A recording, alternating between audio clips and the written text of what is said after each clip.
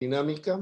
Bienvenidos al foro permanente de acceso a la justicia. Este es el segundo foro que hacemos. El primer foro versó sobre la justicia familiar con 3 jueces en esa materia. Fue muy interesante, pero hoy tenemos un programa muy especial. Vamos a hablar con 2 talentosas mujeres profesionistas que tienen mucha experiencia y mucho conocimiento en el área en que se desempeñan. Vamos a ver a quienes tendremos esta tarde-noche con ustedes.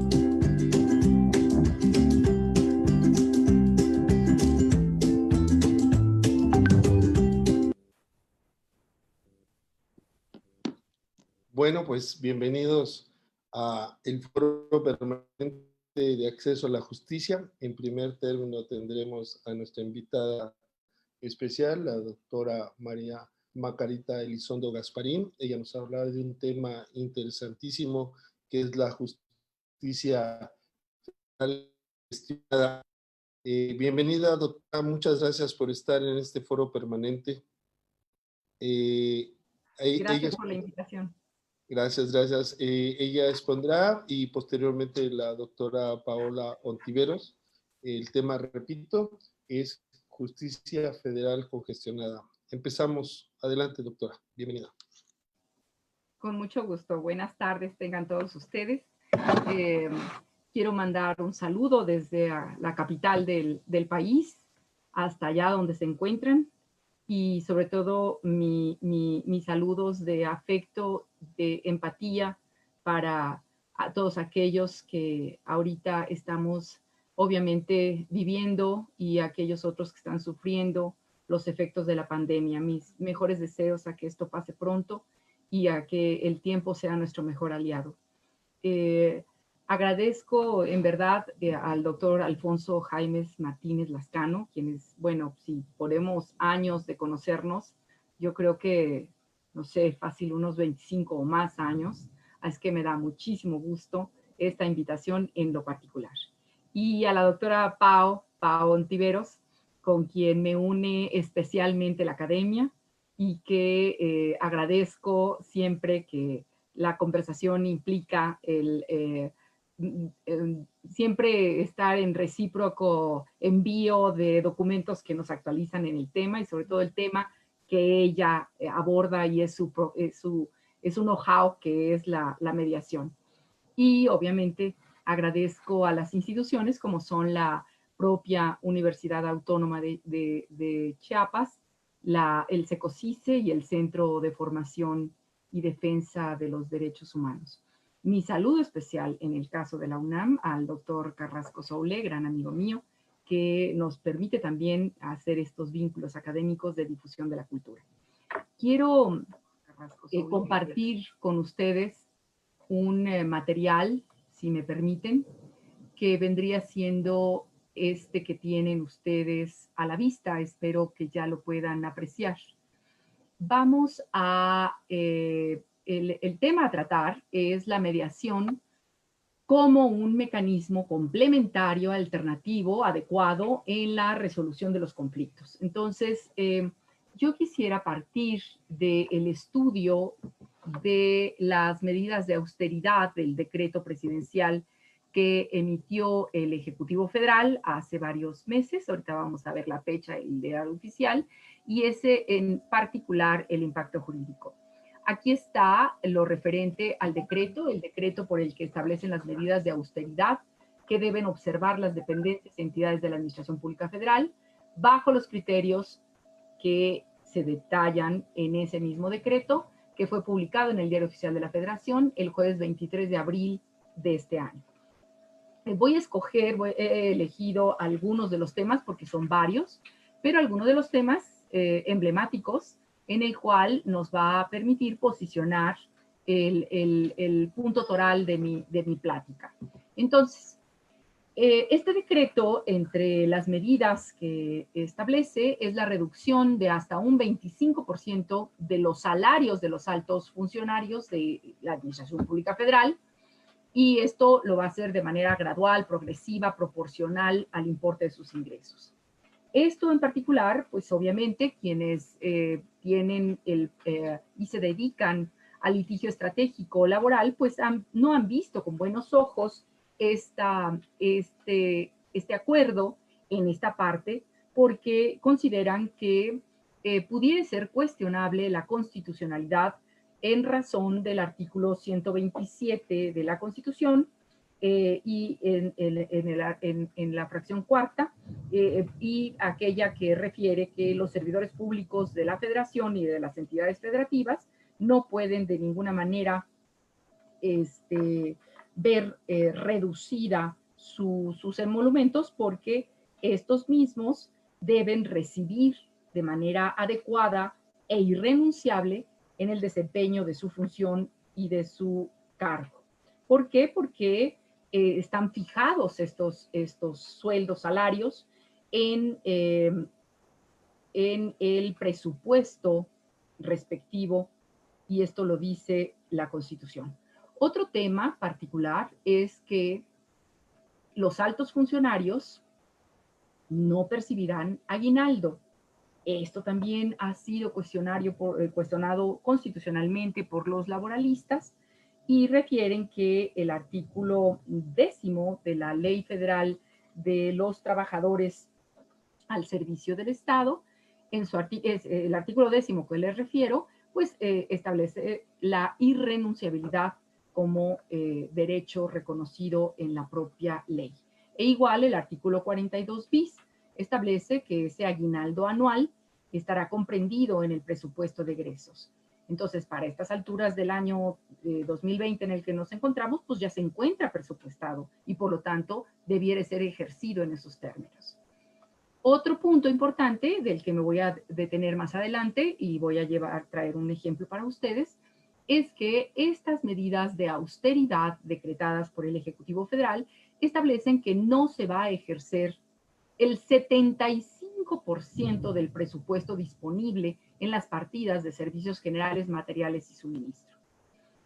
Y si queremos, más adelante vamos a ver específicamente a qué se refieren esas partidas de servicios generales, materiales y suministro.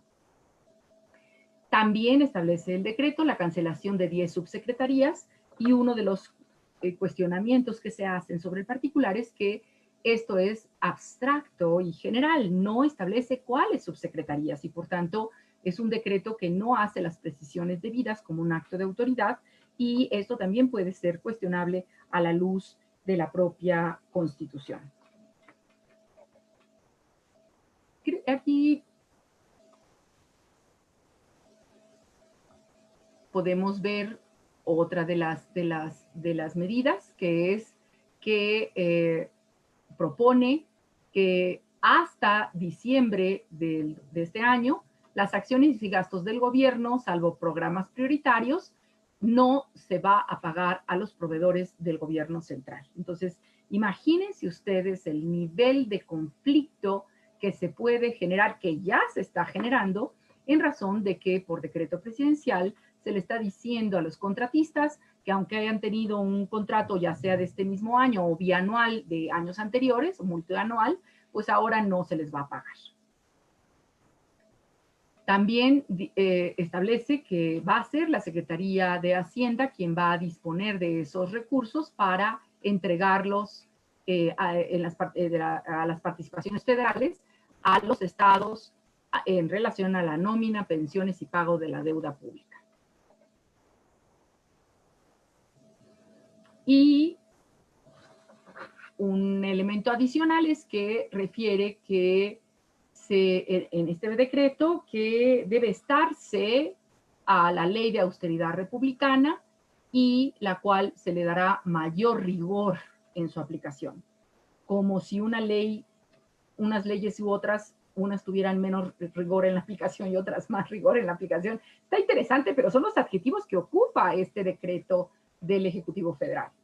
Y por último, el Ejecutivo refiere en este decreto que lo establecerá, lo va a mandar como una iniciativa de estudio prioritario. Eso no existe. Lo que existe en la Constitución es presentar la iniciativa de un estudio preferente.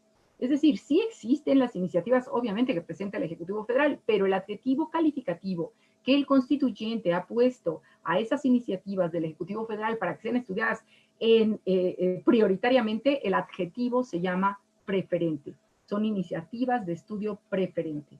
Entonces vamos a ver, aquí tengo un hipervínculo, ustedes pueden apreciar que este decreto, aquí está el diario oficial, estas son los elementos, aquí está, por ejemplo, el 75% del presupuesto que no se va a ejercer, eso es lo que dice, y aquí dice, se propone que las acciones y gastos del gobierno, con excepción de los siguientes programas prioritarios, es decir, las medidas de austeridad están señaladas para estos programas prioritarios.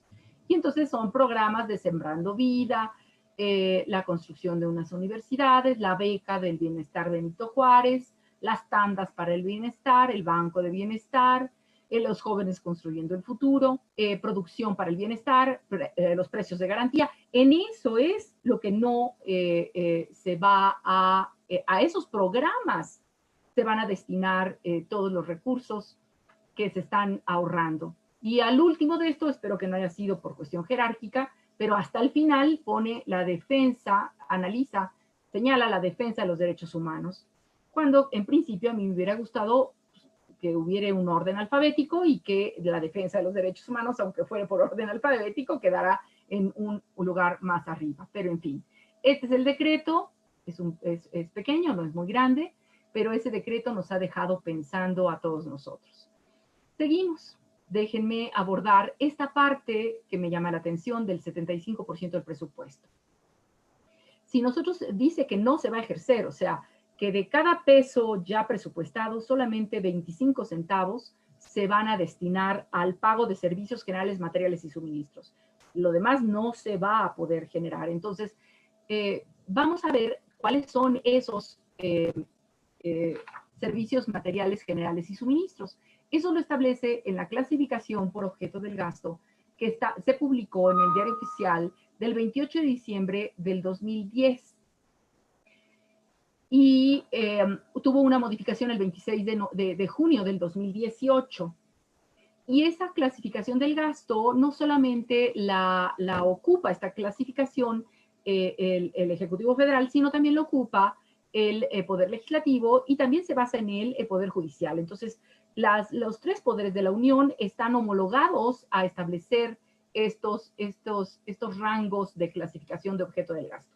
Y si nosotros nos vamos al apartado correspondiente que tiene que ver con servicios generales, pues vamos a ver en ese diario oficial que no se va a pagar la energía eléctrica, el gas, el agua, la telefonía celular o la fija, los servicios de internet, la contratación de cualquier otro servicio en planteles educativos o infraestructura de cómputo, arrendamiento en general, tanto de terrenos de edificios, y estamos hablando de la Administración Pública Federal, en fin. Servicios profesionales, científicos y técnicos, todo lo que tiene que ver con consultorías, con procedimientos jurisdiccionales. Aquí estoy inquieta porque, bueno, pues entonces, aunque ganen una sentencia, implique el pago de pesos por parte de la Administración Pública Federal, porque ha perdido la Administración Pública Federal, pues, perdónenme, temo decirles que solamente les van a pagar 25 centavos. O a lo mejor quedarán en lista de espera, porque este año no podrá ser. Igual está sucediendo todo lo que tiene que ver con capacitación, la protección y los servicios de protección y seguridad, la vigilancia, todo lo que tiene que ver con servicios científicos, técnicos integrales, etcétera, ¿no? Cobranzas, por ejemplo, o investigaciones crediticias, el seguro de bienes patrimoniales. Y eso es nada más del rango de servicios. Si nos vamos También traslados, viáticos, pues obviamente pues no se pueden ni trasladar ahorita, pero bueno. Los gastos de ceremonias tampoco se han disminuido considerablemente, sino es que han quedado nulas desde marzo aquí las ceremonias y los eventos formales del gobierno federal. Y también otro de los rubros es el correspondiente a el impuesto de nóminas, los gastos de las oficinas, en fin. Entonces, este decreto, en términos generales, señala, por una parte, la reducción del 75% y en diversa fracción la reubicación de los servidores públicos en funciones prioritarias y se van a dejar de pagar renta de edificios, vehículos, bodegas, inmuebles y otros ahorros. Vamos a ver un ejemplo. Hace poco se presentó un amparo por un interés legítimo derivado de la protección de las áreas protegidas, porque resulta ser que la Comisión Nacional de Áreas Naturales y Protegidas ya no puede pagar la renta del edificio que alberga, y esta Comisión Nacional de Áreas Protegidas es la que tiene la vigilancia y la conservación de todas estas áreas. Entonces, alguien preocupado, ¿verdad? Pues interpuso ese amparo y el juez de distrito que conocía la causa en una primera instancia, como ustedes sabrán, se trata de un amparo indirecto que está impugnando el decreto presidencial y porque pues está viéndose reducido el presupuesto para el pago de renta y de demás actividades y funciones que realiza esta dependencia que es la Comisión Nacional de Áreas Protegidas. Entonces, el problema aquí fue que a partir de junio ya empezaron a desalojar las oficinas porque no les alcanza para pagar la renta y el gasto corriente.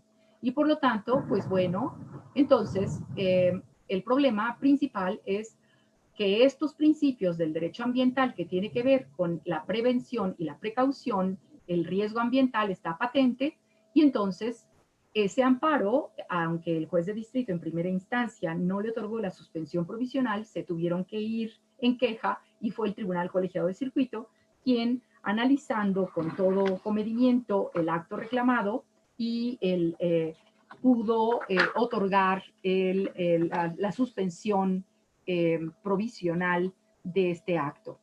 ¿Por qué? Porque, bueno, consideró la apariencia del buen derecho y porque afecta todo el ecosistema del entorno adyacente. Lo que me interesa de este amparo es que dice que el decreto no fue emitido bajo el sustento de redirigir el presupuesto relacionado con la crisis, sino que estas medidas de austeridad se establecen bajo esquemas de honestidad, austeridad, justicia, ante la crisis mundial del modelo neoliberal. Eso lo dice el decreto. Y en esta sesión extraordinaria del 24 de junio pasado, pues en esta sentencia de queja, la 114, le otorga la suspensión provisional, pero hace un análisis muy interesante de la apariencia del buen derecho en relación al fondo del asunto. A mí lo que me interesa, no quiero abusar del tiempo asignado, aunque entramos unos minutitos después. Doctor Alfonso, le voy a pedir que me vaya monitoreando el tiempo, ¿verdad? Pero bueno, siempre he dicho que el tiempo es mi peor aliado, así es que aquí lo que me interesa hacerles el comentario es lo siguiente. Vamos a suponer que en una población, este es la integración del Poder Judicial Federal. Aquí tenemos cuántos tribunales colegiados de circuito hay en toda la República, cuántos unitarios, cuántos juzgados de distrito, el Centro de Justicia Penal Federal y el Centro Nacional también de Justicia. Y en el informe de labores pasado del 2019, noviembre-diciembre, de nuestro presidente de la Suprema Corte de Justicia, el doctor Arturo Lelo de la Rea, se establece que si tomamos en cuenta el Consejo Nacional de Población, que refiere que ya somos 126 millones de habitantes, si repartimos este universo poblacional entre el número de los tribunales que ya les referí antes o de los juzgados de distrito, tendríamos un estimado siguiente. Entonces, imagínense que a ustedes los nombran, por ejemplo, magistrado de un colegiado de circuito, y cuando tomen protesta les dicen, sepa usted, magistrado, que está protestando cumplir y hacer cumplir la Constitución frente a un universo de casi 500,000 de habitantes. ¿Acepta usted el cargo para enfrentar ese nivel de asuntos que se estilan de competencia constitucional? En un tribunal unitario, protesta para conocer un universo de más de 1,000,000 de habitantes, o sea, 1,000,000 de amparos es su universo potencial. El juzgado de distrito, casi 300,000, y el Centro de Justicia Penal Federal, pues más de 3 millones de casos potenciales que pudiera llegar a tener. Y en este movimiento total de asuntos, ¿verdad? En el caso vamos a poner, este es el universo, el cuadro de abajo, en materia penal, administrativa, civil y del trabajo, ustedes pueden apreciar que en materia penal, al inicio del 2019, porque es el informe de labores del 2019 del ministro presidente, o sea, los asuntos que quedaron pendientes del 2018 fueron, para efectos de la materia penal, fueron 103,643 asuntos que no pudieron resolver en el 2018 y que los estafetaron para 2019. Y en el 2019, todos esos órganos judiciales federales, además tuvieron otra carga adicional que vendría siendo la carga de trabajo, todos estos sumados, 388,630 durante 2019. Y solamente pudieron resolver en el 2019, perdón, me voy a regresar en la gráfica porque intenté mover aquí la pantalla. Y resolvieron 121,000. O sea, de los 103,000 que recibieron rezagados, más todo lo que se acumuló durante 2019, les quedó todavía pendiente más de los que recibieron del 2018. Entonces, aún trabajando al 100 por hora, no quiere decir que no trabajen, sino que trabajan demasiado estos órganos judiciales federales. Imagínense, el administrativo recibió más de 97,000 y le quedó un rezago de 100,000 en el 2019. Y así se están viendo todos. Entonces, si vemos unas gráficas, vemos la existencia por órgano, ¿verdad? La inicial, este verde, en las manecillas del reloj, son tribunales colegiados, después vienen los unitarios, después vienen juzgados de distrito, después viene el Centro de Justicia Penal Federal, y al último, casi no se ve aquí, el Centro Nacional de Justicia Especializada. Esto es lo que ingresó de 2000, que ya venía rezagado del 2018. Y esto es lo que ahora ingresó en el 2019. Entonces, se acumuló más trabajo a los colegiados y más trabajo a los juzgados de distrito. Vamos a poner un ejemplo. El ejemplo es, en un amparo directo, estamos viendo que el informe de labores del ministro presidente refiere que en el amparo directo se resolvieron 68,000 asuntos. Y se ve muy bonita la cifra así, pero yo quiero graficarla, lo he hecho para ustedes, para visibilizar el problema de la congestión de la justicia federal. Si nos vamos a un amparo directo, y quienes son alumnos de la carrera recordarán en sus clases que el amparo directo es el que procede contra sentencias definitivas, laudos o resoluciones que ponen fin al juicio. Entonces, después de un largo cumplimiento del principio de definitividad y agotar todas las instancias, se van al amparo y ganan el amparo. Sí, están ustedes en los afortunados de este lado de la balanza, porque la proporción es abismal. La gran proporción para perder un amparo es mucho mayor. ¿Por qué? Porque son más el número de los asuntos que no amparan, que se sobreseen, que se desechan o que son incompetentes o hay impedimentos. Esto es lo que resuelve los órganos judiciales federales en amparo directo contra sentencias. Si vemos las cifras establecidas en el informe de labores, también cifras frías en números, pero yo las grafiqué. Y la gráfica es así, es impactante. Esto estoy hablando de amparo indirecto. Y entonces ustedes ganaron su amparo, están acá, qué bien. ¿Por qué? Porque les revocaron el acto reclamado. En amparo indirecto procede contra leyes o actos de autoridad que no son sentencias definitivas, firmes o laudos. Entonces, contra el decreto presidencial o cualquier acto de autoridad que implique una norma de carácter general, materialmente hablando, interpondrían un amparo indirecto. Y si lo ganan, genial, pueden respirar. Pero los que se quedan aquí atorados, de los que les confirman el acto reclamado, los que desechan, decretan la caducidad o la incompetencia, este es el número. Yo quiero visibilizarlos para invitarlos a que ustedes aprecien esta congestión que tiene la justicia federal, y no es porque no esté trabajando, al contrario, lo está haciendo extraordinariamente bien, pero déjenme decirles que no tenemos como ciudadanos la capacidad de acercarnos a una justicia alterna a la judicial para resolver nuestras propias diferencias, porque a veces no estamos habilitados para conocerla. Otro ejemplo, el Centro de Justicia Penal Federal, que conoce de todas estas causas: solicitudes de extinción de pena, actos de investigación, medidas cautelares, modificación de penas. Estas cifras son muy frías, pero quiero visibilizarlas con una gráfica.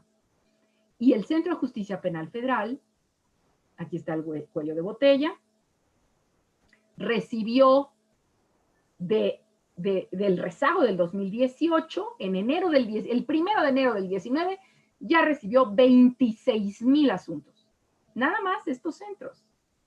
Y durante todo 2019 recibió más de la mitad de lo que traía de cuello de botella, 17,000, más de 17,000 asuntos. ¿Y cuántos creen que resolvió en el 2019? 4,000. Entonces el cuello de botella son más de 39,000. ¿Ya se fijaron la sobresaturación de lo que está sucediendo?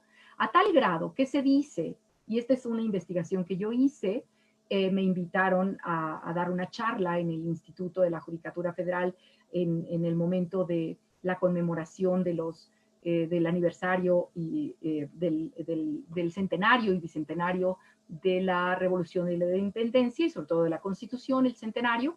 Hice una investigación y me di cuenta que haciendo nada más sumas y restas, me di cuenta que aún deteniendo la oficialía de partes y no recibiendo ningún asunto más, tendrían que cerrarlo por más de 4 años para poderse emparejar del rezago que ya traen.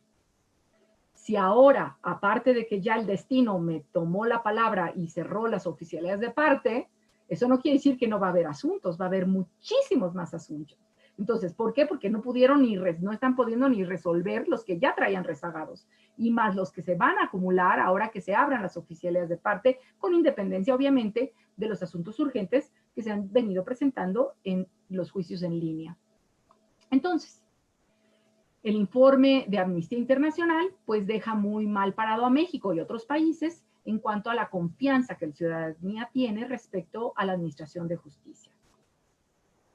Y es importante ver cómo tenemos que pedirles, invitarlos a que sumemos esfuerzos conjuntos para abrir la oportunidad de enlazar nuestras diferencias y conocer nuestras posibles soluciones a través de un medio alternativo de solución de controversias, como son la conciliación, la mediación, la amigable composición, la negociación, el arbitraje. Lamentablemente, la ciudadanía no está habilitada para ello. Lamentablemente, las universidades no han cubrido un espacio de oportunidad al establecer y enfatizar la justicia alternativa como una materia obligatoria en la universidad. Y ya déjenlo una materia obligatoria.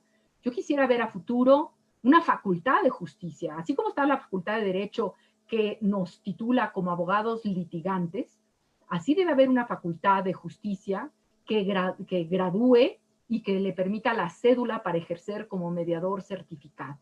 Eso sería genial.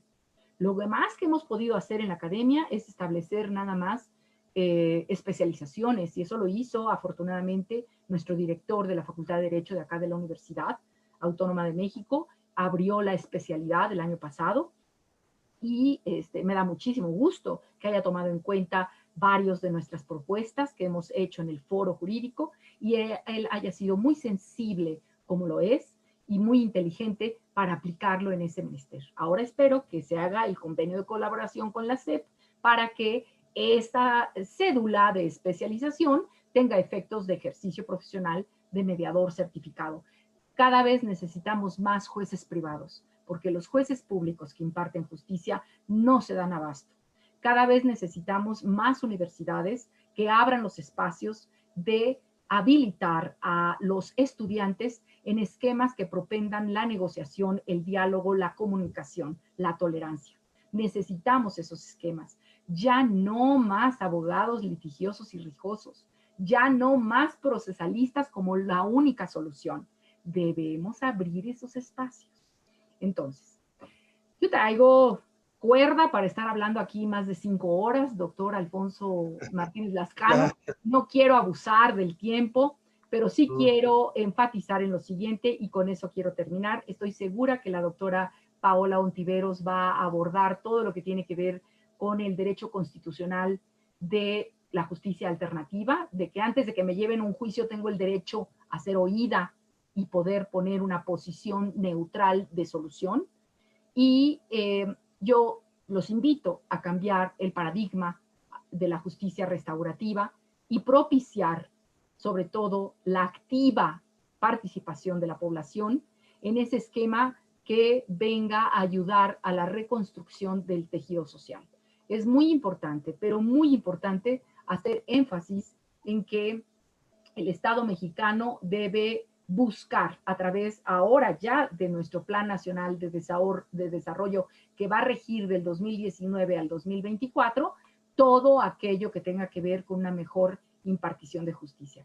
Quiero dejarlo aquí, quiero invitarlos a que podamos dialogar y platicar y le cedo la palabra a mi amiga Paola Ontiveros. Muchas gracias. Antes de que entre Paola, yo quisiera mandar un saludo a Colombia. Nos están viendo en Colombia, Abel Ernesto, también nos saludan de República Dominicana, de Chiapas, desde luego. Nos saluda también Belén Guadalupe Olmos, Obando. Juan José Aguilar Ordóñez nos dice si hay estadísticas en el estado de Chiapas. Bueno, habría también que hacerlas nosotros, ¿no? Está Fernando Barriga, también saluda a todos desde Ecuador. Gloria Brevis desde Chile. Tenemos a María Mercedes de Colombia y tenemos también en la Ciudad de México Ralo de Comitán. Bueno, saludamos a todos. La verdad ha sido muy interesante esta exposición. Inicialmente nada más algunas reflexiones para dejarlo en el tintero para ahora que vayamos a la sesión de preguntas y respuestas. Uno sería, a pesar de tener menos presupuesto o de tratar de disminuir el presupuesto para otras cosas, y ahora que estamos en esta pandemia y que se decretó que los servicios no indispensables cerraran, ¿no? Que se mantuvieran en su casa los trabajadores, entre ellos el Poder Judicial, los poderes judiciales de los estados. Y yo no veo que los poderes judiciales en términos generales estén tratando de buscar alternativas para lo que le han llamado la nueva normalidad. ¿Qué tan importante es el servicio de justicia en una sociedad que reclama más justicia? Y también, ¿qué alternativas reales tendríamos que tomar para disminuir ese congestionado procesalismo científico que lo que ha hecho es crear un laberinto y que nos resulta muchas veces desgastante, caro, infructuoso para los justiciables. Y esa es una labor que tenemos que hacer principalmente los abogados, los defensores de derechos humanos. Y una alternativa, desde luego, es la solución amistosa a través de la mediación, a través de la concordia, Y para ello tenemos ahora a la doctora Paola Ontiveros, quien es especialista en este ramo. Ya vimos sus credenciales, así que adelante, doctora, bienvenida al Foro Permanente de Acceso a la Justicia. Muchas gracias, Alfonso. Pues un gusto saludarlos a todos. Son 105 participantes, ya como dijiste tú, República Dominicana, Ecuador, Chile, diferentes partes de Chiapas, y yo celosa, Alfonso, porque tienes un alumnado increíble y cada que voy a Chiapas o a San Cristóbal son alumnos que no solo se quedan con lo que el profesor dice, sino que todo el tiempo están constantemente capacitándose, preparando en estas conferencias, en estos foros, y que siempre están motivados a saber de diferentes temas, o sea, no a quedarse con lo procesal, sino a expandir un poco su panorama, y pues eso me da muchísimo gusto y muchísima envidia. Gracias por habernos invitado a este foro, igual a la Universidad Autónoma de Chiapas y al SECOCISE, y saludos a los alumnos que hoy nos acompañan. Les voy a compartir pantalla. Estaba tratando de guardar la presentación para que con mucho gusto me manden un correo quienes estén interesados en que les comparta la presentación. Tú dime, ahí ya se está viendo bien. Sí, ya se ve muy bien, gracias. Adelante, Paola. Bueno, mi tema es mediación. Es un mecanismo alternativo, adecuado o complementario. Les comparto ahí mis datos para quien guste la presentación. Con mucho gusto me mande un correo electrónico y se las hago llegar. ¿Cuál es la importancia de los mecanismos alternativos de solución de controversias? Sirven para tres cosas: para prevenir, para gestionar y para resolver los conflictos. Evitar diferencias lamentables, como podría ser un conflicto entre países, hasta conflictos desde estados, naciones, conflictos intrapersonales, intergrupales y hasta conflictos de guerra. Los mecanismos alternativos nos ayudan a tener una cultura de paz. Normalmente estamos en una cultura en donde vivimos constantemente la violencia. Entonces, no buscamos ser abogados colaborativos, buscamos ser abogados competitivos. Entonces, para cambiar el chip, como ya decía la doctora Macarita, es importante que nosotros aprendamos a dialogar y no a debatir. Dialoguemos, colaboremos, busquemos soluciones que sean satisfactorias para todas las partes. Además, estos mecanismos alternativos nos van a generar no solo un ahorro económico, también nos va a generar un ahorro de tiempo y un menor desgaste emocional. Vamos a también ayudar a descongestionar todos estos tribunales, juzgados que ya están sobresaturados, que no les da el tiempo para poder resolver y atender a las personas en cuanto a sus necesidades. Hace poquito comentaba yo en una conferencia, desde el 2003 a 2019 que se abrió el Centro de Justicia Alternativa en Ciudad de México, se han resuelto más de 20,000 casos. Entonces, en el último semestre, de 1,000 casos que se ingresaron, 1,300 casos, se han resuelto 920 casos a través de la justicia alternativa. Entonces, doctora Macarita, se están quedando en rezago más de tantos 1,000 casos, y bueno, ¿cuáles son las soluciones? Que nos apoyemos de esta institución? Instituciones que muchas veces, y como en Ciudad de México, las encontramos cruzando la cuadra para poder ayudarnos a encontrar las mejores soluciones y que nos responsabilicemos nosotros mismos de resolver nuestros conflictos y no dejar siempre a un tercero, que es un juez o que es un árbitro, la solución de nuestros propios conflictos. ¿Quién mejor que nosotros para acudir a estos sistemas y buscar las mejores opciones para gestionar o resolver nuestros conflictos? Ahora vamos a ver, en México existen muchos mecanismos alternativos de solución de controversias. Y en Colombia, por ejemplo, no le vamos a llamar mediación o conciliación, le vamos a decir amigable composición. Pero bueno, Principalmente los que son regulados aquí en México son el arbitraje, la conciliación, la mediación y la negociación. ¿Cuáles otros existen, tanto a nivel internacional como en otros países, que sustituyen las figuras aquí de los mecanismos alternativos? Bueno, puede ser la amigable composición, pueden ser sistemas de investigación, pueden ser acuerdos regionales, terceros expertos, tercerías expertas, por lo general las utilizan empresas como Pemex para resolver conflictos, justicia transicional, que está contemplada ya en tratados internacionales, y la justicia restaurativa, que es más en materia penal. Sin embargo, ya se está utilizando mucho en cuestiones educativas, comunitarias, indígenas. Entonces, estos son el panorama de los diferentes tipos de mecanismos alternativos de solución de controversias que hay, para que no solo nos quedemos con los 4 principales. ¿Qué nos dice nuestra Constitución? En 2008 se empieza a establecer en el 4º párrafo, hoy en día se encuentra en nuestro 5º párrafo, que las leyes deberán prever diferentes mecanismos alternativos de solución de controversias. Y además, un párrafo que también me parece muy importante es el 3º, que nos dice que son las autoridades quienes deberán privilegiar la solución de los conflictos sobre los procedimientos, sobre los formalismos procedimentales. Entonces vamos a ver, ya las autoridades, ya el juez, ya el Ministerio Público tiene el deber de informar a las partes que pueden acudir ante un mecanismo alternativo de solución de controversias. Deben y las partes pueden acudir a suspendiendo el procedimiento judicial una vez ya iniciado. Ahorita vamos a platicar en qué momentos procede cualquiera de estos mecanismos. En principio, que yo creo que ya muchos de ustedes conocen qué es la mediación, me gustaría establecer algunas características importantes de la misma.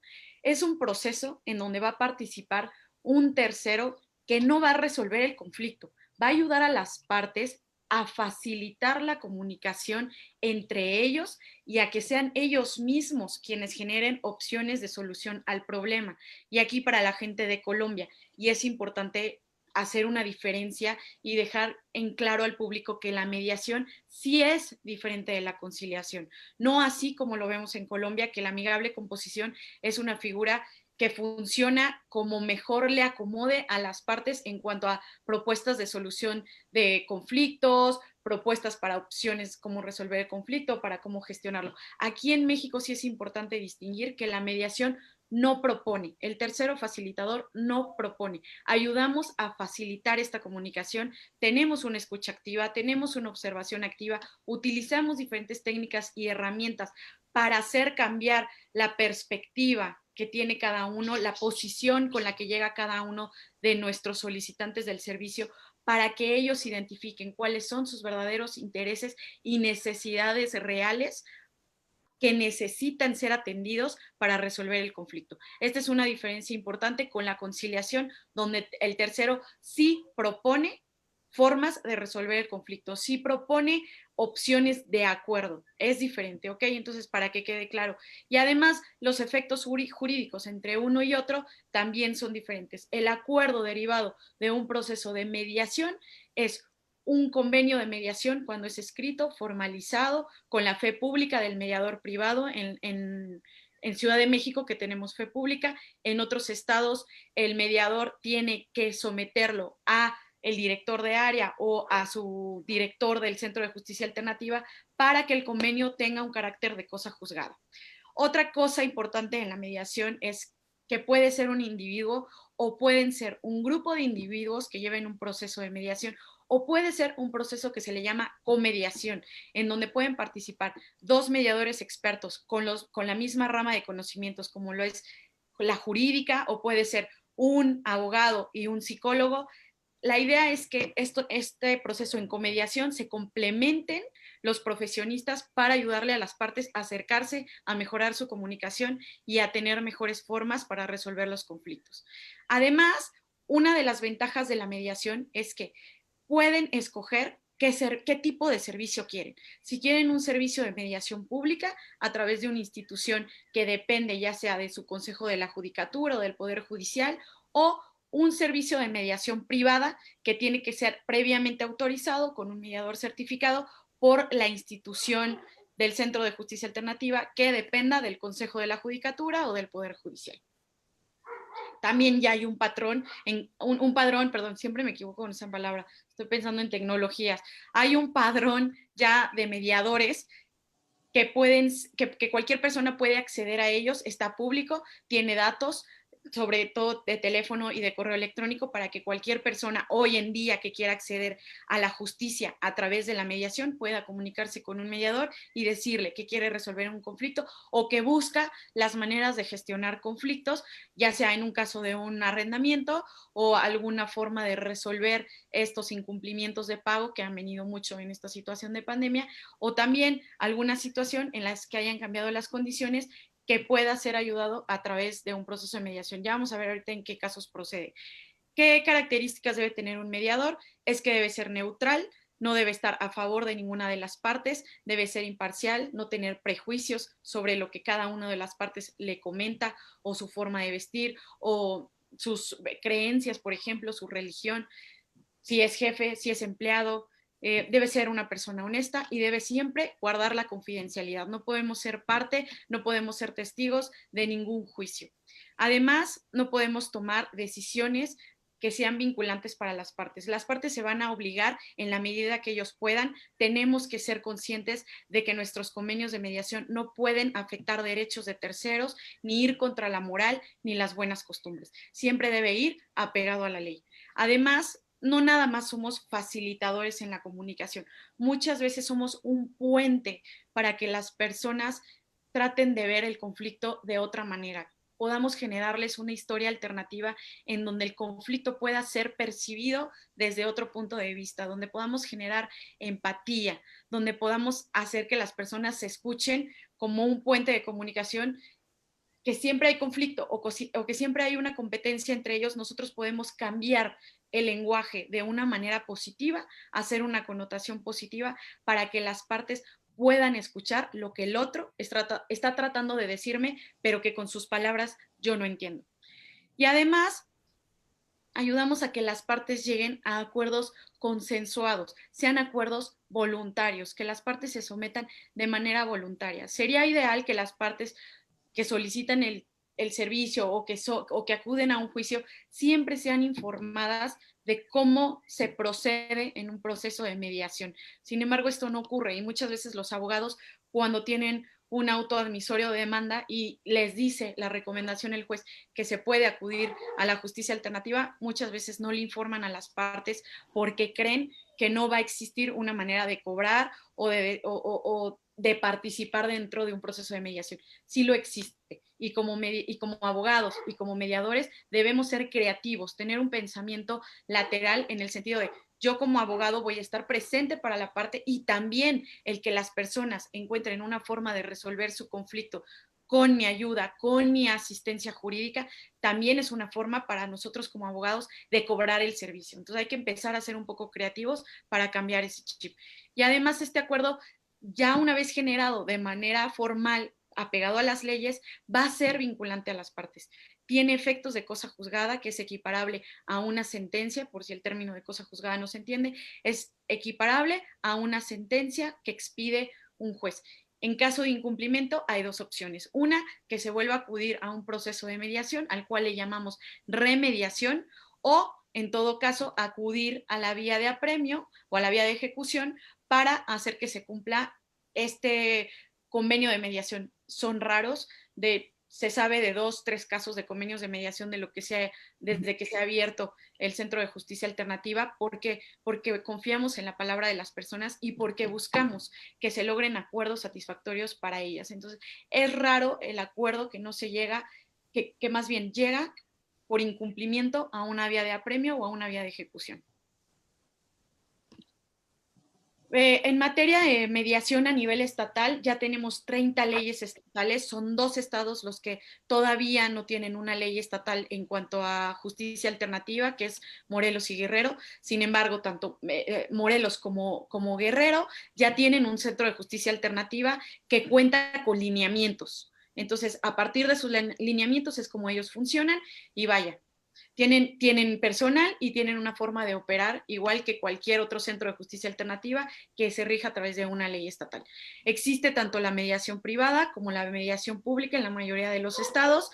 Hay un centro de mediación por estado o, dependiendo la extensión del estado, es que puede haber varios centros de mediación que son regionales. Y además se regula ya un proceso de mediación con diferentes etapas.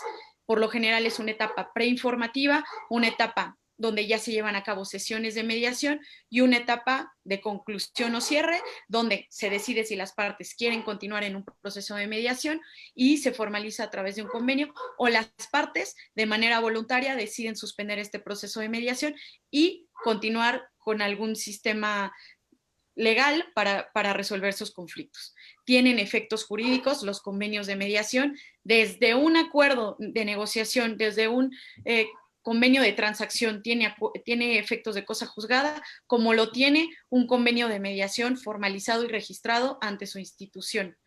Entonces, efectos jurídicos sí hay. Hoy en día ya también hasta los convenios de mediación firmados a través de firma electrónica avanzada deben de ser registrados y deben de ser válidos para cualquier persona que los utilice. Y bueno, vamos al punto central de ¿por qué es alternativo, por qué es adecuado o qué podría ser un mecanismo complementario a la justicia. Aquí puse 3 definiciones, no son muy amplias que digamos, son del diccionario de la Real Academia Española, y vamos a ver.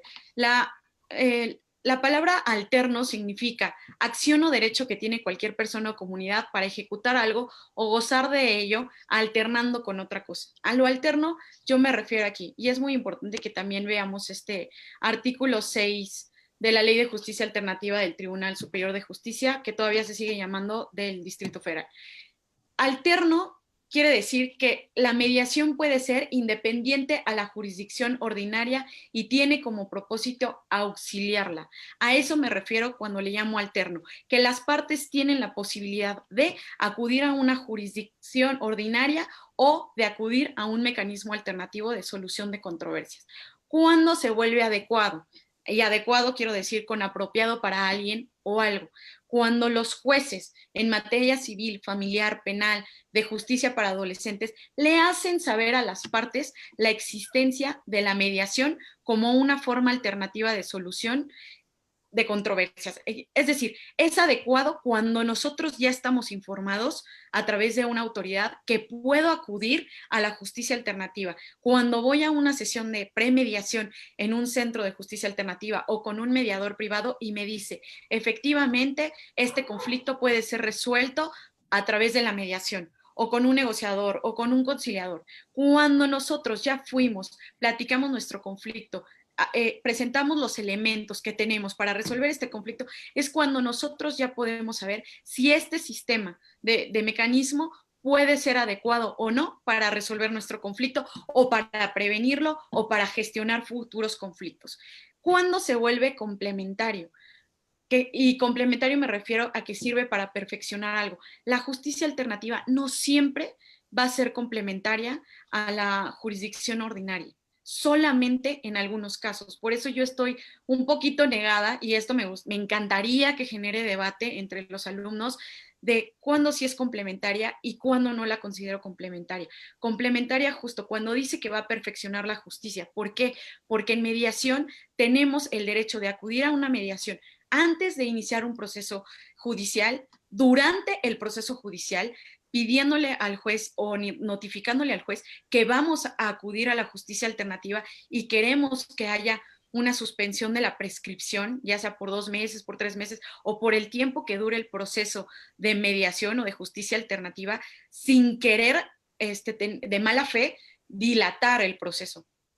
Ahí es cuando se vuelve complementario. ¿Por qué? Porque nos va a ayudar a tener una justicia efectiva, porque estoy buscando todas las herramientas, todos los caminos para poder tener la mejor solución y la solución mucho más efectiva a mis problemas. Entonces, cuando yo ya analizo estas ventajas de acudir a la justicia alternativa o de acudir a la jurisdicción ordinaria y veo que existe un ahorro económico, un ahorro en tiempo y que además me es satisfactorio, es cuando yo veo que puede ser complementaria o no, que puede ser adecuada o no, que se vuelve alterna porque yo decido dejar ese proceso y continuar o dejar ese proceso o tomarlo en lugar de una jurisdicción ordinaria, es válido. Entonces, complementario es cuando me va a ser parte de un proceso judicial una vez ya iniciado, o todavía cuando se lleva a cabo una sentencia en un proceso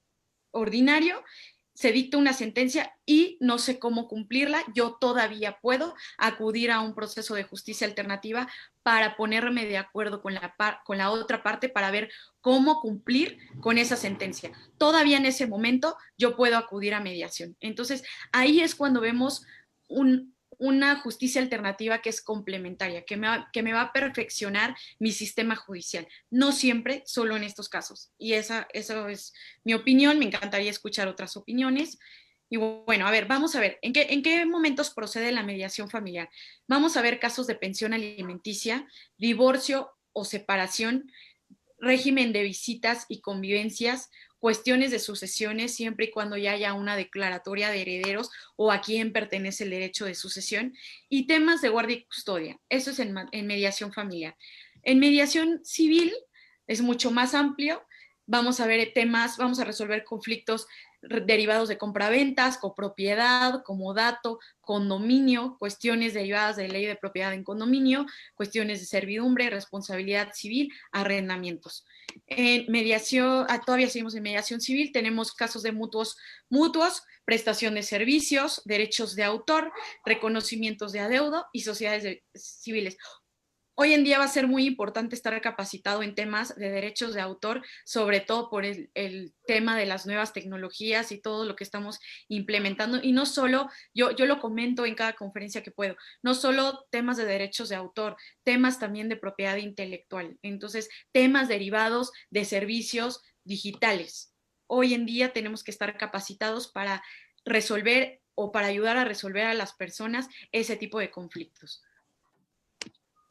En materia de mediación mercantil, se resuelven conflictos derivados de disolución de sociedades mercantiles, comisiones mercantiles, títulos y operaciones de crédito, siempre y cuando se cuente con el documento base de la acción, operaciones de banco y seguros. Muchas veces tenemos miedo de decirle, no, pues ya existe un contrato de adhesión, ¿cómo lo voy a negociar? ¿Me voy a someter? No, hoy en día, a través de la mediación, se ha podido negociar con muchas instituciones, con muchas afianzadoras, las formas de pago, por ejemplo, las reestructuras del crédito, algunas condiciones en las que no estén de acuerdo, que deriven de alguna contratación de un servicio de un banco o de un seguro, se puede llevar a cabo a través de mediación mercantil. No tengamos miedo de decirle a Telcel, no tengamos miedo de decirle a GNP, no tengamos miedo de decirle a MetLife, a ver, yo quiero renegociar contigo estos términos. Sí se puede y sí son válidos. Vamos a ver, ¿qué pasa hoy en día? Ya tenemos 4 circulares del Consejo de la Judicatura, yo me estoy enfocando aquí a Ciudad de México, del Consejo de la Judicatura de la Ciudad de México, que nos habla sobre los lineamientos para poder acceder a la justicia a través de medios electrónicos, a través de la tecnología.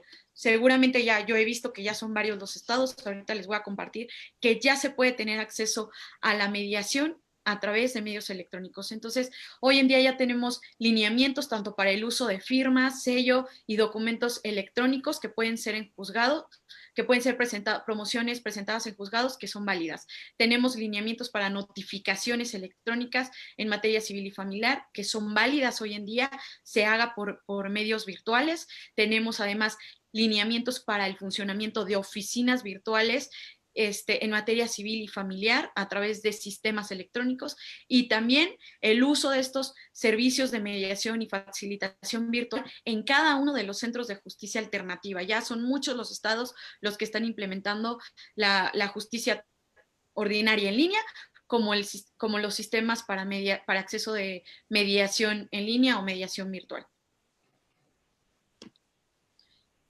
¿Qué estados son los que sí han contemplado en sus legislaciones estatales la regulación del uso de mediación de medios electrónicos? Es Tlaxcala, para hacer notificaciones en materia de en materia de mediación y conciliación, seguimientos y notificaciones. Coahuila, presentaciones de pruebas en tribunales arbitrales. Ciudad de México ya permite sistemas automatizados para prestar el servicio de mediación por medios electrónicos, ópticos o de cualquier otra tecnología. Hidalgo y Quintana Roo ya permite que se lleve a cabo dentro de su legislación sesiones a través de medios electrónicos. Hoy en día se han expedido muchas circulares de los consejos de estos estados, de diferentes estados de la República, para permitir el servicio de mediación, notificación, gestión, atención de las personas a través de medios electrónicos. ¿Qué nos falta? ¿Cuál es el reto en este sentido? Es que tenemos que hacer válidos los convenios de mediación celebrados a través de estos medios electrónicos, porque de nada nos sirve hoy en día hacernos, permitirnos llegar y utilizar la tecnología, los medios electrónicos, para que al final, cuando ya terminamos un proceso de mediación, tengamos que ir a ratificarlo ante autoridad. Entonces, sí estamos avanzando en uno, pero retrasamos 2 pasos, avanzamos uno y retrasamos 2 pasos. Entonces, vamos a empezar a fomentar este uso de la tecnología con sellos, firmas electrónicas avanzadas, que ya se generaron los lineamientos. No tengamos miedo, hagámoslo. Tenemos bases tanto en la Constitución como en Código Civil Federal, como en Código de Comercio, para presentar nuestro consentimiento a través de medios electrónicos y firma electrónica avanzada, que es equiparable a una firma autógrafa. Estos son los estados, les platico, que ya proporcionan servicios de mediación de manera sincrónica o asincrónica. Puede ser a través de correo electrónico, a través de llamada telefónica o a través de mensajería de WhatsApp. Ya se permiten sesiones de mediación en salas virtuales. También aquí en Ciudad de México se está proponiendo sesiones de mediación a través de teleconferencias, que son sistemas mucho más avanzados. Y sí se está oyendo, ¿verdad? Porque me dice que está inestable la conexión. ¿Sí se sigue oyendo? Sí, te escuchamos. Ah, Bien, se escucha perfecto. por ahí. Ok, bueno, Nayarit, Hidalgo, Aguascalientes, Tamaulipas, Baja California, Chiapas ya permite el servicio de solicitud de un proceso de mediación a través de correo electrónico o llamada telefónica. Quintana Roo, Querétaro, Sonora, Nuevo León, Jalisco, Tlaxcala y Estado de México. ¿Cuáles son los elementos importantes dentro de estos servicios de justicia alternativa? Vamos a ver que la justicia alternativa no nada más es justicia alternativa derivada de que una autoridad nos invita a hacer uso de ella, sino que nosotros también, dentro de cualquier contrato que nosotros celebremos, contrato de arrendamiento, contrato de compraventa, contrato de prestación de servicios, ya podemos incluir una cláusula de mediación, ya podemos, o escalonada, desde un servicio de mediación, conciliación, hasta un servicio de arbitraje. Sí, me apuro, ya voy a acabar. Entonces, tratemos de tomar en cuenta la mediación como un servicio o como un proceso de prevención de conflictos. ¿Ok? Me voy a saltar porque les voy a compartir esta información. Y bueno, aquí más que nada yo quiero compartirlos con ustedes que ya como mediadores privados ya estamos facultados para prestar los servicios de mediación a través de medios electrónicos, ya sea por mediación pública o por servicios de mediación privada. Nosotros tenemos reglas de mediación privada que nos rigen y que nos permiten proporcionar estos servicios a cualquier persona, siempre y cuando se sometan a la legislación de la Ciudad de México, y se puede resolver conflictos de cualquier parte de la República Mexicana. Y bueno, eso es todo de mi parte. Muchas gracias, Alfonso. Voy a dejar de compartir. Bueno. Listo. Muchas gracias. No, gracias a ti, excelente doctora Paola Ontiveros. Quiero decir que hace no mucho publicamos un libro que coordinamos la doctora Paola Ontiveros y su servidor sobre la mediación, y ahí se ve la imagen del hombre mediador, es decir, el hombre mediador es, podríamos decir, el hombre más civilizado. Decía Carneluti que donde hay menos conflictos, la sociedad es más civilizada, ¿verdad? Bueno, tenemos que saludar con afecto, como siempre, a los amigos que nos siguen en Facebook Live, a Mónica 6, a Juan Maldonado, a Carolina Román, a Janet Peñafor, a Francisca Estrada Vázquez, Ángeles Navarro Nolasco, la doctora Altamirano, Yolanda Altamirano, quien pregunta que si es un derecho humano la mediación, para que lo tengan en cuenta. Ángela Navarro decía, Carlos Iván, Emilio Mite Alejandro, Wilter Emilio Mite Alejandro, Magui Lara. Bueno, saludos a todos. También la pregunta clásica, ¿verdad? ¿Qué diferencia hay entre mediación, conciliación y arbitraje? Bueno, quisiera que en base a las preguntas, también hay una observación que hace una persona, desgraciadamente se mueven las preguntas y muy rápido.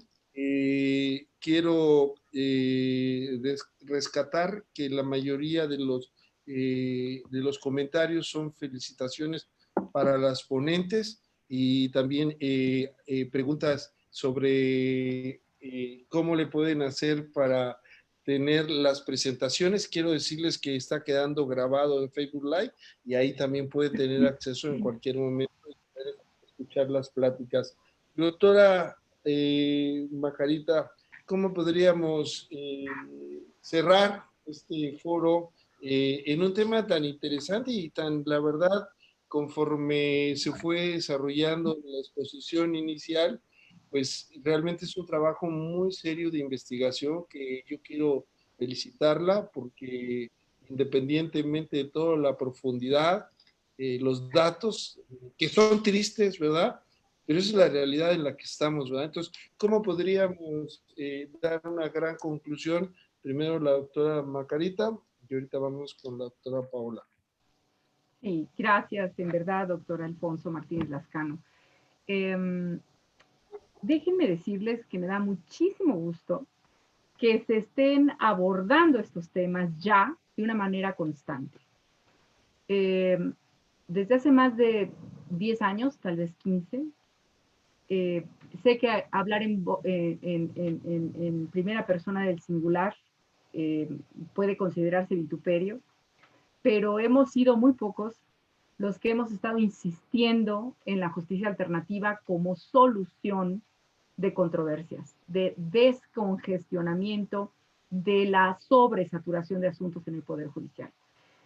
No había tenido la oportunidad de visibilizarlo de esa manera, más que últimamente que hice estas gráficas y entonces hasta yo misma me sorprendí, dije, no, pues aquí está, con razón, yo traigo un radar de que necesitamos enfatizar la justicia alternativa, la mediación, la conciliación, el arbitraje. Necesitamos que las autoridades de todos los niveles de gobierno se encarguen de difundir en radio, en televisión, en los medios, en cualquiera, periódico, escrito, lo que sea, de voz en voz, de que existen estos centros de justicia alternativa, de que existe la posibilidad de conciliarnos. Me da mucho gusto que se aborden estos temas. Y si queremos ver el estado de cosas que hemos abordado el día de hoy, pues estamos frente a dos derechos fundamentales. El acceso a la justicia y la justicia alternativa. Ambos están en el artículo 17 constitucional, uno en el primer artículo, en el primer párrafo y otro en el cuarto, que según la última reforma, hablando, digo, ya esta propuesta, ya está una iniciativa presentada en la Cámara de Senadores, es la iniciativa Monreal, hace unos días, ayer, antier, en donde se está proponiendo un cuarto párrafo, entonces se va a cambiar nuevamente la justicia alternativa, la van a mandar a quinto patio, pero lo importante es que sepamos que sigue estando en el artículo 17 constitucional, porque piensan incluir en ese párrafo cuarto, piensan incluir nuevamente ahora el acceso a los juicios en línea. Entonces vamos a ver, esto va evolucionando, esto va cambiando. Entonces, si existe una saturación de asuntos judiciales en el acceso a la justicia ordinaria, una de las preguntas que nos formuló el doctor Alfonso Lascano, Martínez Lascano, fue ¿cómo podemos encontrar esquemas paralelos, alternos, que le den una real solución a este congestionamiento judicial? Pues precisamente es la justicia alternativa. Ya le existe en materia laboral, bueno, pues el arbitraje, en materia electoral, el arbitraje electoral. Pero déjenme decirles que esta pandemia que no solamente daña y ha alterado el esquema económico de todos los países del mundo, el aspecto jurídico ha sido de los más afectados. ¿Por qué? Porque no se consideró el acceso a la justicia como una actividad esencial. Desde un principio. De repente dijeron, se cierran todos los tribunales. Y todos son todos.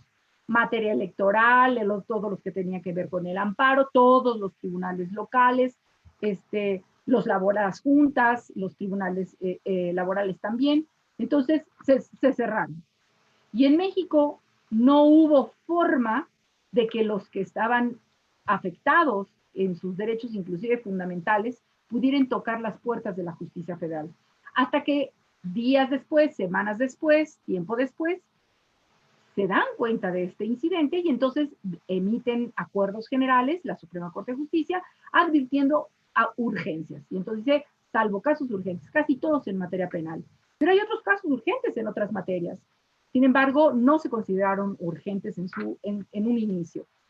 Entonces, ¿qué es lo que, a dónde nos ha orillado esta pandemia?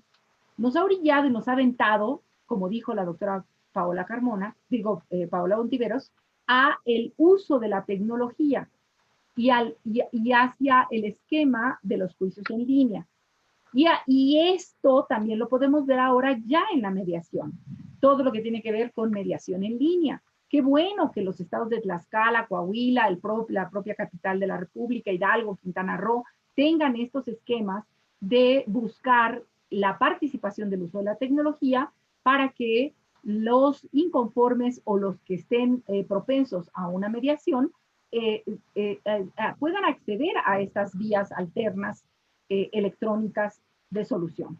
Sin embargo, existen algunas otras materias, y perdón que yo lo diga aquí, pero, por ejemplo, en materia electoral, solamente lo han abierto para dos juicios de la amplia gama de juicios que hay. Y no lo han querido abrir a otros porque dicen que se requiere una reforma constitucional. Sin embargo, fíjense qué interesante. Si ustedes leen la iniciativa de Monreal que establece posibles reformas a la Constitución para el juicio en línea, viene ahí transcrito una intervención del ministro Juan Luis González Alcántara Carrancá, que refiere que no se necesitan reformas constitucionales porque en un control de convencionalidad debe analizarse de manera primigenia el principio que le llaman de progresividad.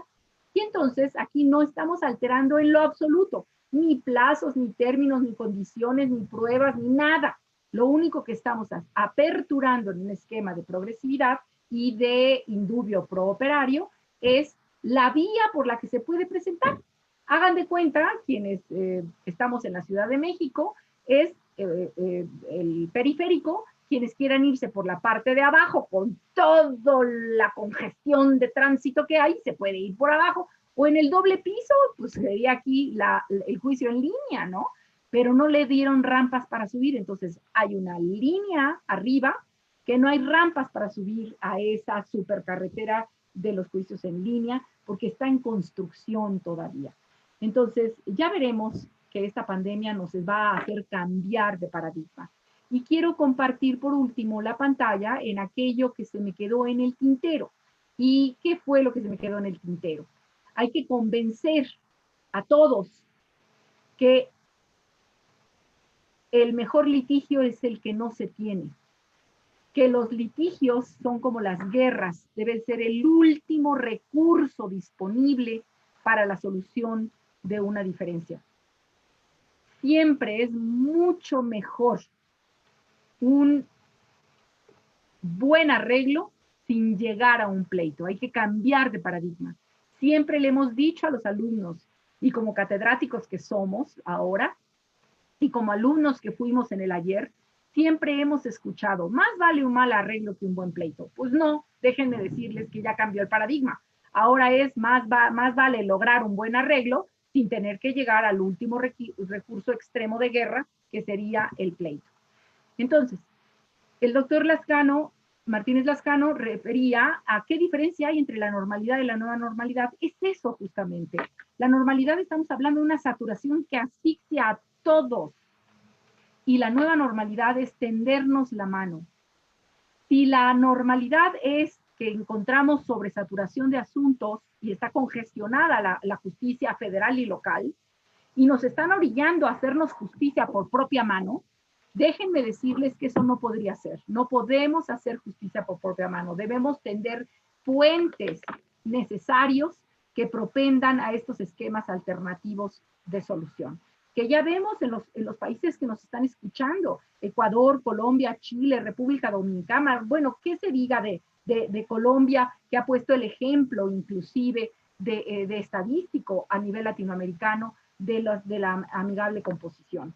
Entonces, yo sí quisiera decirles que aunque tenemos el juicio en línea, aunque tuviéramos oportunidades de buscar otras alternativas, la alternativa es la justicia todo lo que tiene que ver con mediación y conciliación. Albert Einstein decía que no podemos seguir continuando haciendo lo mismo porque vamos a llegar al mismo punto de partida. Tenemos que cambiar el estado de cosas para encontrar algo diferente. Entonces, con independencia de que desde ahorita, así como ustedes hicieron su petición a la doctora Paola Carmona, Paola Ontiveros, que se llevó el rating de solicitud de su presentación, pues yo también me agrego a la solicitud, no solamente de su presentación, sino del libro, quiero una copia de ese libro, porque estar actualizados, el saber es poder.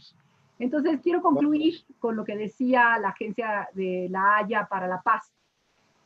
Una cultura de paz se logrará cuando los ciudadanos del mundo entiendan los problemas, tengan habilidades para resolver los conflictos, luchen por la justicia de manera no violenta. Ese aprendizaje solo puede alcanzarse con la educación sistémica por la paz. Ya no un cuello de botella en la justicia federal y en la justicia ordinaria local. Pasémonos a darnos la mano y a tender puentes de comunicación y de diálogo, aunque el contrario nos hinche el hígado de tenerlo que escuchar, pero tenemos que buscar soluciones a nuestro problema. Les agradezco la invitación y su paciencia y adelante. Gracias en verdad. Gracias, muy amable. Hemos tenido una serie de preguntas muy interesantes sobre el tema de mediación.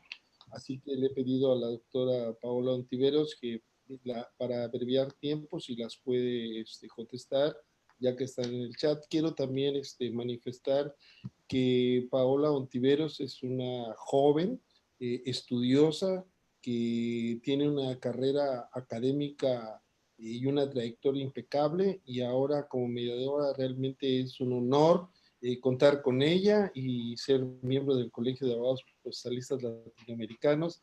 Y pues sí, coordinamos ese libro y espero que podamos difundirlo también a través de PDF para que se los hagamos llegar a todos, ¿no?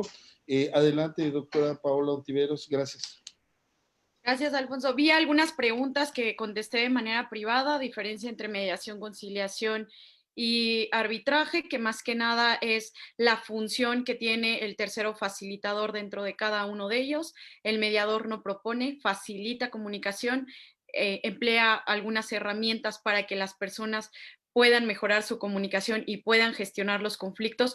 El conciliador propone formas de resolver el conflicto, a diferencia de, por ejemplo, un convenio de mediación y un acuerdo de transacción o un convenio derivado de una conciliación. Todavía no existen conciliadores certificados que no trabajen en la Junta de Conciliación y Arbitraje, no existen conciliadores en México para llevar a cabo estos procesos de convenio. Entonces, en México no hay convenios de conciliación, se pueden hacer convenios de transacción, que también está reconocido en jurisprudencia el carácter de cosa juzgada, al igual que en una negociación.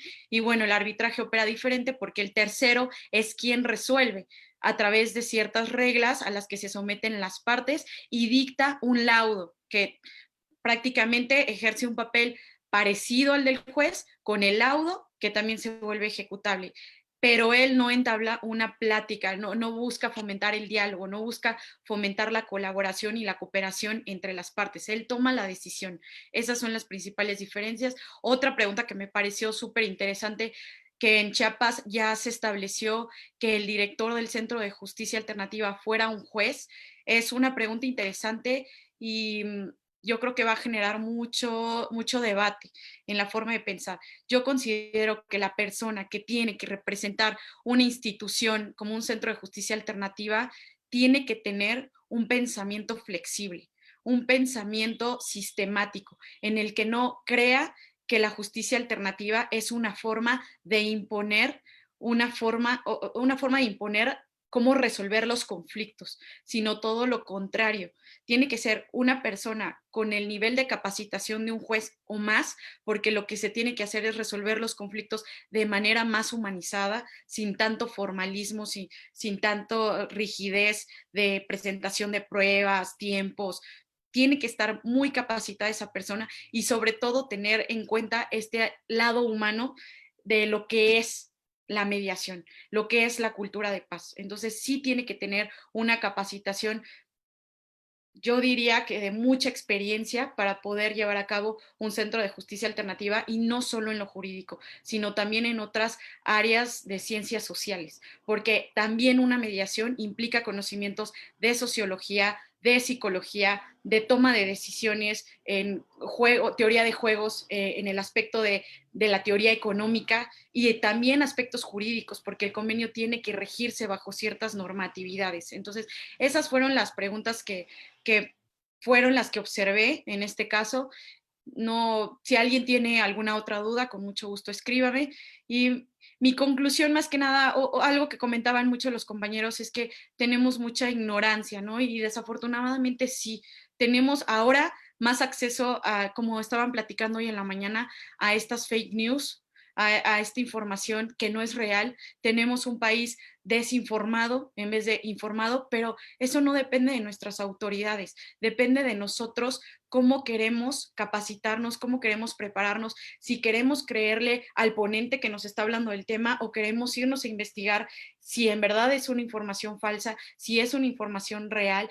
El que se siente a investigar uno con los libros, con el material de jurisprudencia, con la ley, hacer un comparativo entre estados, hacer un comparativo entre países, ver qué están estableciendo nuestros tratados internacionales como el TECMEC, como el Transpacífico, en materia de solución de controversias. Tenemos mucho material. Desafortunadamente no lo conocemos porque no vienen y no los dan. Entonces tenemos que salir y si es un tema que nos importa, salir y buscarlo, consultarlo en libros. Hay muchos artículos. Afortunadamente el doctor Alfonso es un promotor de artículos de investigación de muy alta calidad. Vean sus páginas, sus redes sociales, consulten sus tomos, tiene seriación de libros en diferentes materias. Con él vamos a seguir publicando y con mucho gusto quien se sume a estos proyectos, bienvenido para seguir haciendo libros de mediación que nos hacen mucha falta en México. Entonces esa es mi conclusión. Muchas gracias por estar aquí, doctora Macarita. Creo que las energías y la forma de pensar nos han podido compartir muchas cosas en materia de mediación y creo que uno va encontrando a estas personas en el camino porque queremos tener un país mucho más lleno de paz que de conflictos. Entonces, muchas gracias, Alfonso, también por siempre andar promoviendo estos temas y darme un espacio en tus salones de clase, en las conferencias que se hacen anualmente en San Cristóbal, en la Universidad de Chiapas y bueno, ahora de manera virtual. Qué gusto estar con ustedes. Gracias. Bueno, gracias. Muy amables las dos. Realmente ha sido una excelente foro. Yo quisiera nada más hacer unas reflexiones finales. Cuando se menciona que se tiene que estar en la letra de la ley, a veces si no está en la letra de la ley, no hacemos nada. Eso ya debería estar rebasado. Inclusive la primera sentencia de amparo en México, que es de 1847, se dicta sin que hubiera una ley de amparo. La primera ley de amparo es de 1861. Es decir, si tenemos un principio de que la justicia debe ser pronta y expedita y gratuita, pues creo que esos principios son fundamentales para poderlos aterrizar. Cuando yo empiezo la clase de derechos humanos, les pregunto a todos, ¿cuál es el derecho humano más importante? Y todos dicen, la vida, la justicia, la igualdad. Y yo les digo, el derecho humano más importante es el acceso a la justicia, porque es el único derecho que garantiza todos los derechos.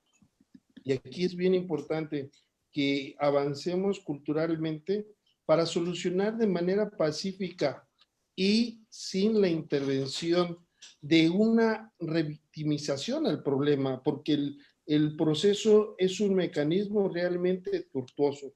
Esta es la situación en la que nos encontramos. Y la pregunta para los que nos siguen, que mañana tenemos el Viernes de Derechos Humanos a las 11, que vamos a tratar el tema de niñas y adolescentes y violencia para los niños y cuáles son sus derechos a las 11 de la mañana en Viernes de Derechos Humanos. La pregunta para hoy es, y que nos la hagan llegar, ¿verdad? Para los que nos siguen, para su constancia, es ¿cuál es la alternativa al congestionamiento de los procesos en los juzgados? ¿Cuál es la verdadera alternativa para solucionar ese congestionamiento en los juzgados? De acuerdo con el tema de hoy, está ahí la respuesta. No me resta más que agradecerles. Alfonso, Voy a mandar ahorita. alguien levantó la mano, no sé si te da tiempo de contestar esa pregunta. Vanessa, no sé Sí, si quería hacer una pregunta con el foro abierto, pero no sé, no le alcanzo a ver. Si tú sabes la pregunta, ¿la puedes decir? no me la manda. A ver, varias preguntas. La mediación es la parte en la que a través de las intervenciones del mediador se encuentran soluciones al conflicto, y el arbitraje es un proceso en el cual la solución del conflicto lo hacen los árbitros y esto equivale a una decisión judicial. Esto lo compartió Gema, muchas gracias.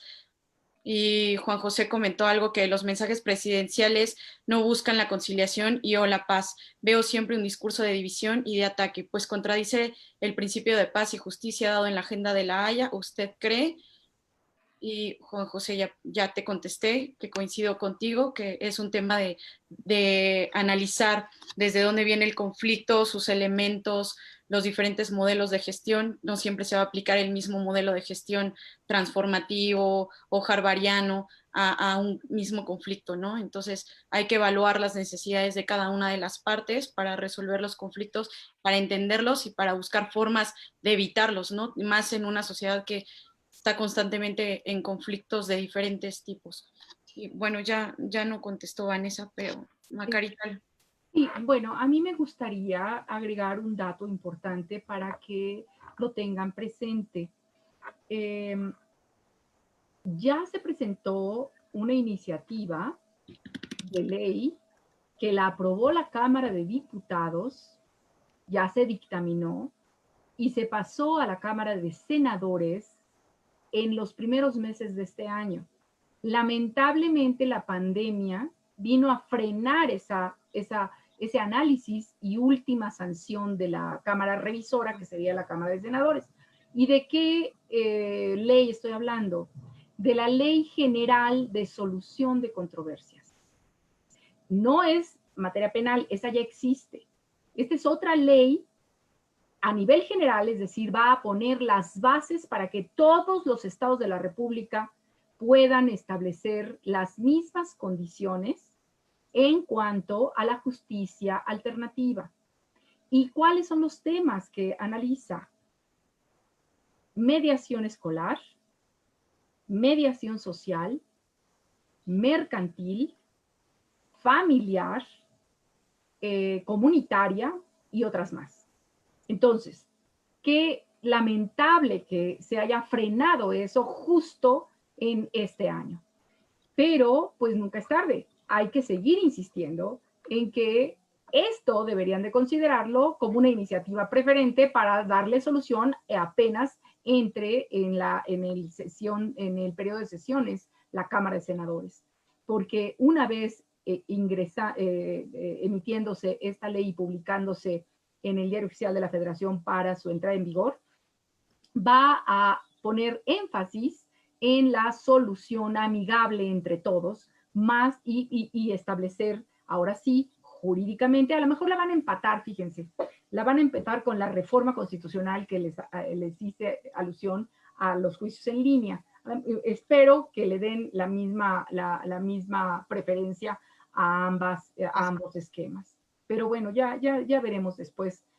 Primero, cómo saldremos de esto bien librados y después vivos por lo menos, y después ya veremos los canales de acceso a la justicia. Bueno, con esto nos despedimos. Ya ven que las ponentes tienen mucha cuerda.